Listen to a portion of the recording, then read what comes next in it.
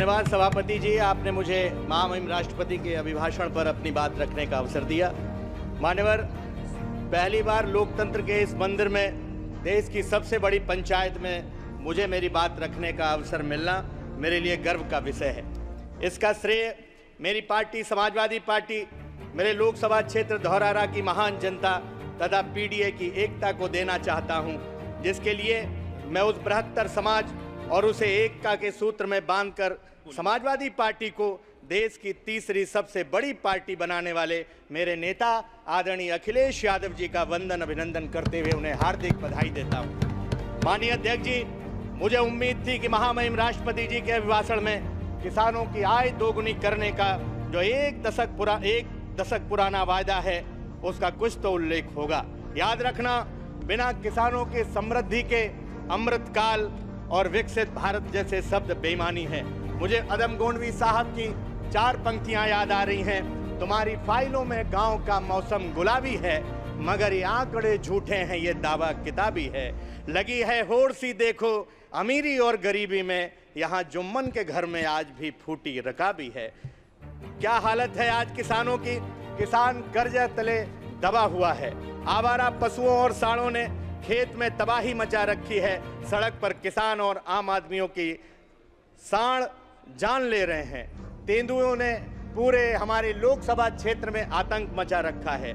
2022 के विधानसभा के चुनाव में स्वयं माननीय प्रधानमंत्री जी ने बहराइच की जनसभा में कहा था कि 10 मार्च के बाद आवारा पशुओं की जिम्मेदारी मेरी होगी। मैं माननीय प्रधानमंत्री जी को उनका वादा याद दिलाना चाहता हूं।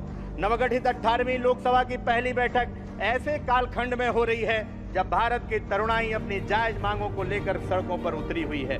अति महत्वपूर्ण भर्ती परीक्षाओं का प्रश्न पत्र लीक होने जैसी परंपरा भारतीय जनता पार्टी की सरकार के कार्यकाल में पड़ी है।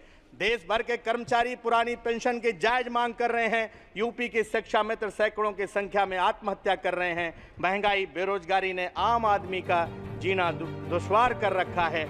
मैं देश के इन युवाओं को, इन सभी कमेरा वर्ग के लोगों को पूरी जिम्मेवारी के साथ कहना चाहता हूं, ये विश्वास दिलाता हूं कि समाजवादी पार्टी आपकी आवाज बुलंद करती रहेगी। हमने ये सोचकर तलवार उठा ली, बढ़कर जुल्म सहना भी तो जालिम की तरफदारी है। सभापति जी, यहाँ आने से पहले नई संसद के बारे में काफी कुछ सुना था, लेकिन अंदर घुसते ही कदम ठिठक गए जब फर्श पर हमने मोर पंख की प्रतिकृति देखी। हमारे हिंदू धर्म में ये पवित्र मोर पंख माना गया है जो ऊर्जा देता है। स्वयं भगवान श्री कृष्ण ने अपने माथे पर इसको मान देने का काम किया था। अपने सदन की आलोचना नहीं जी, ये जो सदन या परिसर है पार्लियामेंट का, ये स्पीकर के डोमेन में है। आप जो मिले हैं वो सुझाव दे देंगे। ये कहीं ना कहीं इसको हटाना चाहिए, इसलिए मैं इसको हटाने की मांग करता हूं। माननीय सभापति जी, माननीय सभापति जी, आपने मुझे बीच में टोक दिया। टोका नहीं, करेक्ट किया। आपको हमने केवल करेक्ट करने को, आपकी मेडिन स्पीच, माननीय सभापति जी, आपकी मेडिन स्पीच है, इसलिए मैं टोक नहीं रहा। माननीय सभापति जी, आपने तो अपने जज्बात की तर्जमानी अदम गोंडवी के उससे असरात से ही कर दिए हैं।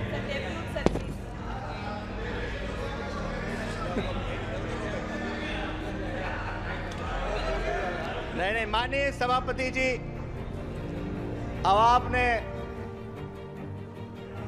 चूंकि मैं सरकार पर ज्यादा हमलावर था इसलिए शायद आप मुझे टोक रहे थे, लेकिन मैं इतना कहना चाहता हूं, सत्ता पक्ष भले ही महामहिम राष्ट्रपति जी के अभिभाषण के मार्फत ये दावा करे कि उसकी बहुमत की सरकार बनी है, लेकिन देश हकीकत जानता है कैसे ये बैसाखियों पर टिकी हुई सरकार है।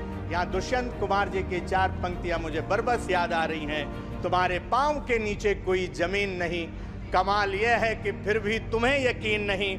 मैं इन बेपनाह अंधेरों को सुबह कैसे कहूँ, मैं इन नज़ारों का अंधा तमाशबीन नहीं। अंत में मैं नैमिषारण्य की पवित्र पुण्य भूमि, छोटी काशी गोला की पवित्र पुण्य भूमि, महाराजा छीतापासी की पवित्र पुण्य भूमि की नमन करते हुए आदरणीय नेताजी के चरणों में नमन करते हुए अपनी बात को समाप्त करता हूं। जय भीम, जय भारत, जय समाजवाद। बहुत धन्यवाद आनंद।